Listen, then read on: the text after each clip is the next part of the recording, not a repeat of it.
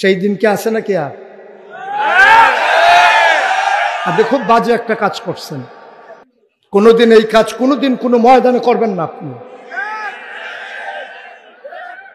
অধিকাংশ আমি বলেছি, আপনি খুঁজ নেন বাংলাদেশে 100 মসজিদের ভিতরে 95 জন সভাপতি হয় সুদ নাইলে ঘুষের সাথে জড়িত।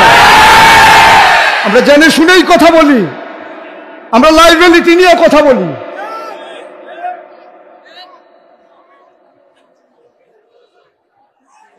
কয়জন ভালো মানুষ বাংলাদেশে আমার জানা আছে?